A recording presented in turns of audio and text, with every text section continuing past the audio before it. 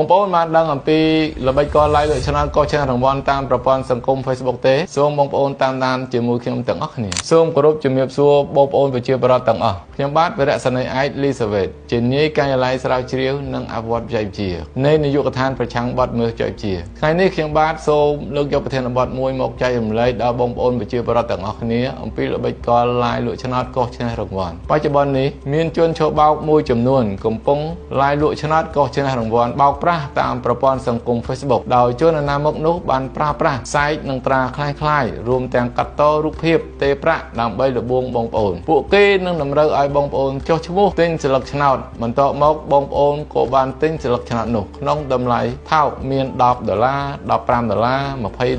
$20ហើយបន្ទាប់មកជនណាមកនោះក៏បានកោះស្លឹកឆ្នោតនោះហើយឃើញថាបងប្អូនពិតជាឈ្នះរង្វាន់ធំមែនរហូតដល់រាប់ម៉ឺន$មាន$40,000 $50,000ជាដើមបន្ទាប់មកជនណាមកក៏បានឲ្យបងប្អូនបង់ប្រាក់ជាលើកទី2ជាមុនជាបន្តបន្ទាប់ក្រោមលេខថាទិញស្លឹកឆ្នោតថ្លៃសេវារត់ការឬថ្លៃបង់ពន្ធដកប្រាក់ដើម្បីយករង្វាន់ធំជាដើមដោយជនណាមកនោះមិនបានវេប្រាក់ឲ្យបងប្អូនត្រឡប់មកវិញនោះទេសូមបញ្ជាក់ថាគ្មានរង្វាន់ពិតប្រាកដឡើយការផ្ទេរប្រាក់ឲ្យជនណាមកគឺដឹងតែបាត់បង់ទាំងស្រុងហើយសូមប្រុងប្រយ័ត្នទាំងអស់គ្នា